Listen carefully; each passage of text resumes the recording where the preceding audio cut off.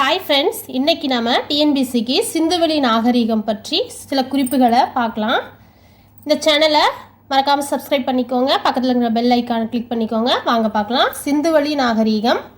First point, உலகில் தோன்றிய சிறந்த நாகரிகங்களுள் ஒன்றாக கருதப்படுகிறது. எதுனா சிந்துவெளி நாகரிகம்.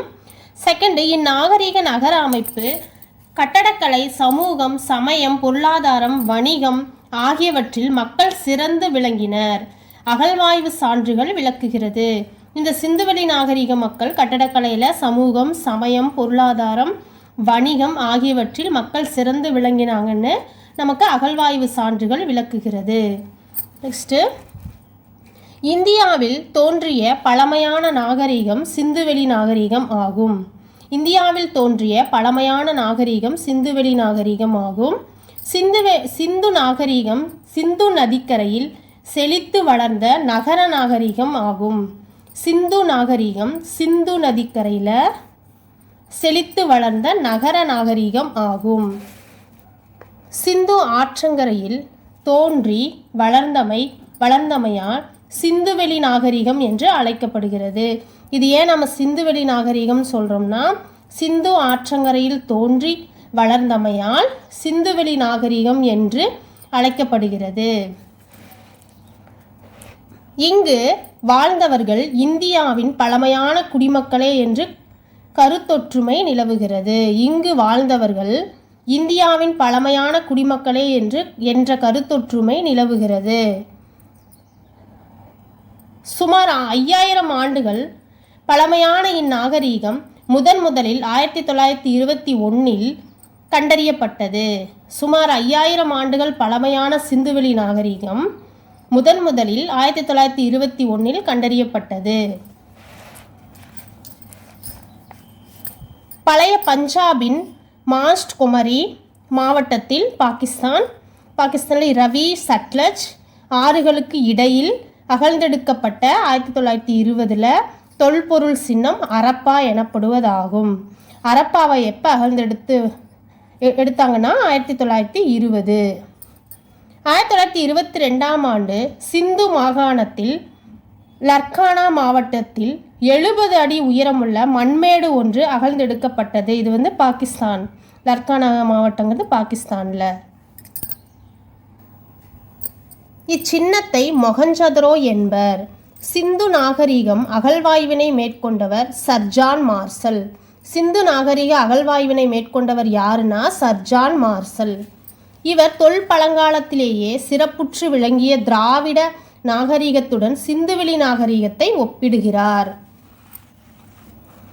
இவரின் கூற்றுப்படி யாருன்னா சர் ஜான் மார்சல் கூற்றுப்படி இந்த நாகரிகம் வேத காலத்திற்கு முற்பட்டதாக உள்ளது எனவும் இதன் காலம் கிமு 3250 முதல் கிமு 2750 வரை எனவும் குறிப்பிடப்பட்டுள்ளார். நெக்ஸ்ட்டு, லோத்தல் துறைமுகம். சகுந்தாரோ, கோட்டிஜி, லோத்தல், காளிபங்கன் போன்ற இடங்களில் சிந்துவெளி நாகரிக சின்னங்கள் கண்டுபிடிக்கப்பட்டன.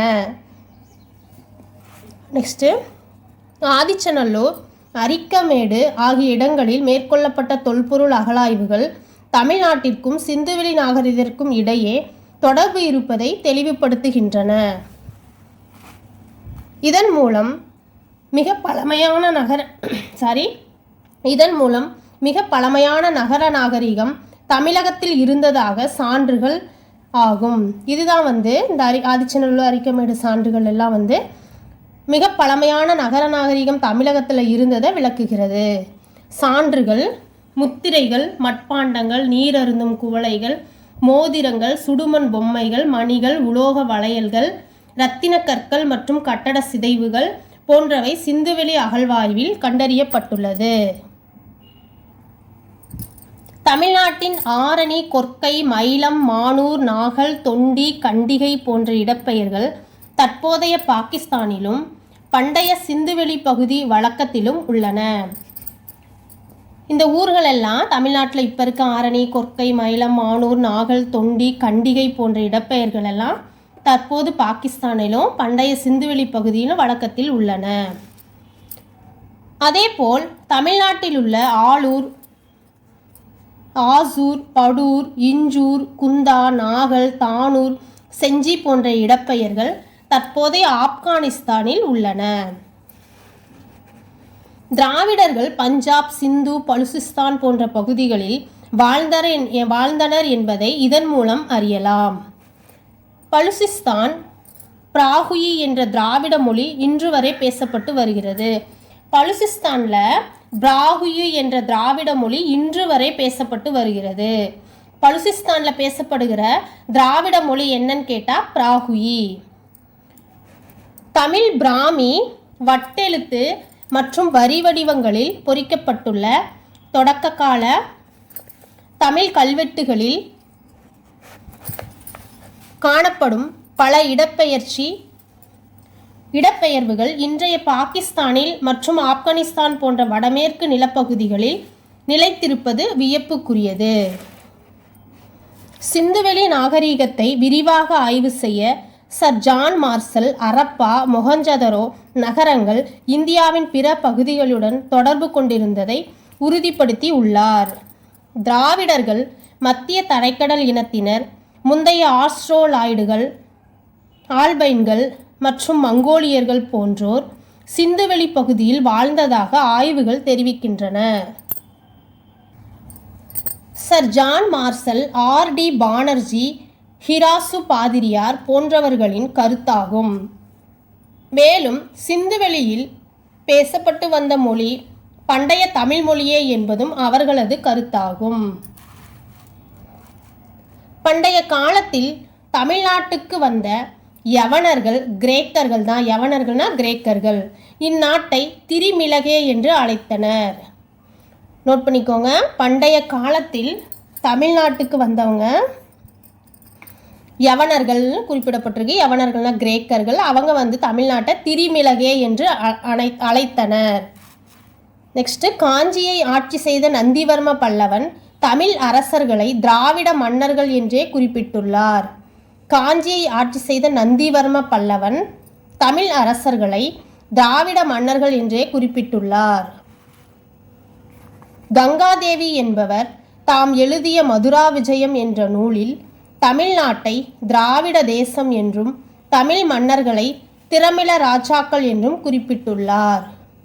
கங்காதேவி என்பவர் தாம் எழுதிய மதுரா விஜயம் என்ற நூலில் தமிழ்நாட்டை திராவிட தேசம் என்றும் தமிழ் மன்னர்களை திரமிழ ராஜாக்கள் என்றும் குறிப்பிட்டுள்ளார். பழங்காலம் தொட்டே தமிழ் என்ற சொல்லை பிற மொழியினர் திரமிழா, நோட் பண்ணிக்கோங்க, திரமிழா, திரவிடா, திராவிடா, திரமிழா, திரவிடா, திராவிடா என்ற சொற்களால் குறிப்பிட்டு வந்துள்ளனர். இது இம்பார்ட்டன்ட். சிந்துவெளி நாகரிக தொல்பொருள் ஆய்வை மேலும் விரிவுபடுத்திய பிரிட்டனின் தொல்லியல்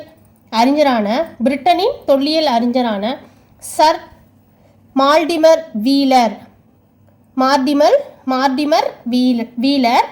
அது நகர நாகரிகம் என்பதை உறுதி செய்தார். இது நகர நாகரிகம் தான் அப்படின்னு உறுதி செய்தவர் யார்னா சர் மார்டிமர் வீலர். இது ஆரியர்கள் வருகைக்கு முன்பாகவே வளர்ந்த உச்சநிலையில் இருந்தது.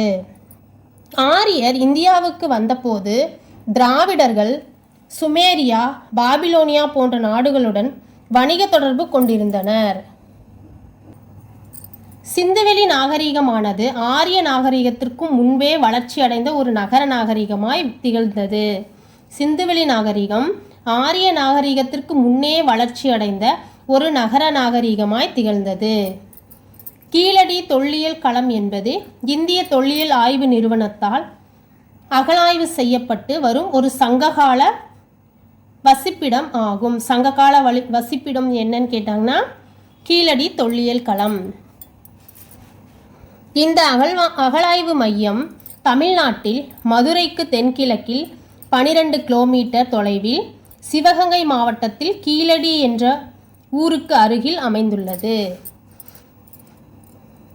ஆதிச்சநல்லூர் தொல்லியல் களத்துக்கு அடுத்து இந்திய தொல்லியல் ஆய்வு நிறுவனத்தால் தமிழ்நாட்டில் மேற்கொள்ளப்படும் பெரிய அளவு அகழாய்வு இதுவே ஆகும். சிந்துவெளியில் மைய அரசு இருந்தமைக்கான சான்றுகள் மொஹஞ்சதராவில் கிடைத்துள்ளது.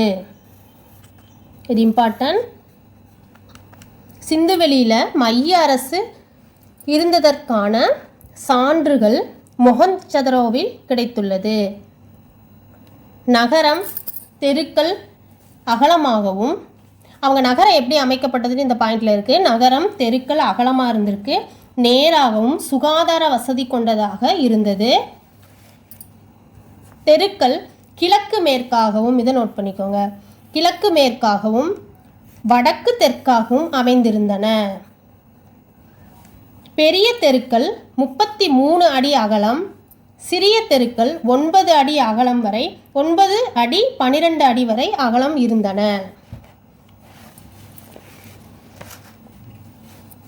பாபிலோனிய நகரங்களை விஞ்சிய சிறந்த நகர அமைப்பு சிந்துவெளி மக்கள் பெற்றிருந்தனர் என்பதை அறிகிறோம். கட்டடங்கள் கட்ட சுட்ட செங்கற்களை பயன்படுத்தப்பட்டன. சிந்துவெளி மக்கள் கட்டடங்கள் கட்ட சுட்ட செங்கற்களை தான் பயன்படுத்தியிருக்காங்க.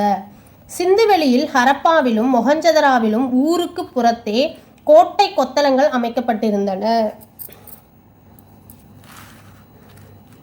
சிந்துவெளியில் கிடைத்துள்ள கட்டிடங்களில் தலைச்சிறந்தது மொஹஞ்சதராவில் உள்ள பொது குளியல் குளமாகும். குளத்தின் தரைப்பகுதி நீரை உறிஞ்சாமல் இருப்பதற்காக நீல கீழ் பசை பூசப்பட்டு இருந்தது. இவரின் முக்கிய தொழில் வேளாண்மை. சிந்துவெளி மக்களின் முக்கிய தொழில் வேளாண்மையாக இருந்திருக்கு.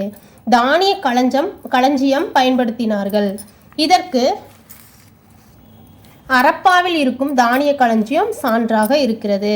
இந்த தானிய களஞ்சியம் 168 அடி நீளம், 135 அடி அகலமும் கொண்டதாக இருக்குது. இதன் சுவர் 52 அடி உயரம், 9 அடி கனமும் உடையது. 2 வரிசையாக இருந்தது. அது 23 அடி இடையே தூரம் இருக்கும். 6 மண்டலங்கள் இருந்தன. மண்டபங்கள் 6 இருந்திருக்கு. இம்மண்டபத்தின் தரைப்பகுதி மரப்பலகை 4 அறைகள் கொண்டது. மண்டபத்தின் தரைப்பகுதி மரப்பலகையால் ஆனது. தங்கம், வெள்ளி, செம்பு, வெண்கலம் போன்ற உலோகங்களை பயன்படுத்தியிருக்காங்க. இது நல்லா நோட் பண்ணிக்கோங்க. இரும்பு அவங்க பயன்படுத்தாத ஒன்று. தங்கம், வெள்ளி, செம்பு, வெண்கலம் போன்ற உலோகங்களை பயன்படுத்தியிருக்காங்க. சிந்துவெளி மக்கள் பயன்படுத்தாத ஒன்று இரும்பு. பருத்தி, கம்பளி, நார்பட்டு ஆகிய ஆடைகள் முண்டாசு கட்டி கொண்டனர். ஆண்களும் பெண்களும் முண்டாசு கட்டி கொண்டனர். மொஹஞ்சதரோவில் கிடைக்கப்பெற்ற விளையாட்டு பொருட்களில் கோலிகளே அதிகம் கிடைத்தன. விளையாட்டு பொருளில் கோலிகள் தான் அதிகமாக கிடைச்சிருக்கு. சிந்துவெளி மக்கள் காது, தொண்டை, கண்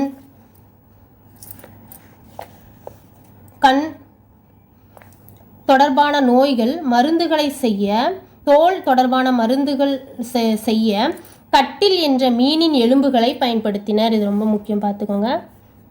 சிந்துவெளி மக்கள் காது, தொண்டை, கண், தோல் தொடர்பான நோய்களுக்கான மருந்துகளை செய்ய கட்டில் என்ற மீனின் எலும்புகளை பயன்படுத்தினர். மான், காண்டாமிருகம் எலும்புகள், பவளங்கள், வேப்பன் தலைகள் போன்றவை மருந்தாக பயன்படுத்தப்பட்டன. சிந்துவெளி மக்கள் இறந்த உடலை அடக்கம் செய்வதில் 3 வகையான வழிமுறைகளை பின்பற்றினர்.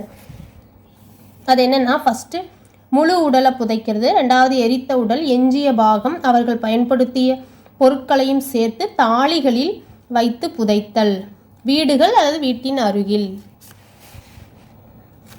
தேடு, இறந்த உடலை ஊருக்கு வெளியே திறந்த வெளியில் பறவைகளும் விலங்குகளும் உண்ணும்படி வைத்தனர். இறந்தவர்களை வடக்கு தெற்காக புதைக்கும் வழக்கம் சிந்துவெளிக்கும் பண்டைய தமிழகத்திற்கும் பொதுவான நடைமுறையாக இருந்தது. இதை நோட் பண்ணிக்கோங்க. இறந்தவர்களை வடக்கு தெற்காக புதைக்கும் வழக்கம் சிந்துவெளிக்கும் பண்டைய தமிழகத்திற்கும் பொதுவான நடைமுறையாக இருந்தன. உருண்டை வடிவம் கொண்ட ஈமத்தாளிகள் சிந்துவெளியிலும் தமிழகத்திலும் பயன்படுத்தப்பட்டன. உருண்டை வடிவம் கொண்ட ஈமத்தாளிகள் சிந்துவெளியிலும் தமிழகத்திலும் பயன்படுத்தப்பட்டன. இதோட இந்த வீடியோ முடியுது ஃப்ரெண்ட்ஸ். நல்லா படிச்சுக்கோங்க. இந்த வீடியோ உங்களுக்கு பிடிச்சிருந்தால் மறக்காமல் சப்ஸ்கிரைப் பண்ணுங்கள். உங்கள் விருப்பங்களை கமெண்ட் பாக்ஸில் தெரிவிங்க. நன்றி, வணக்கம்.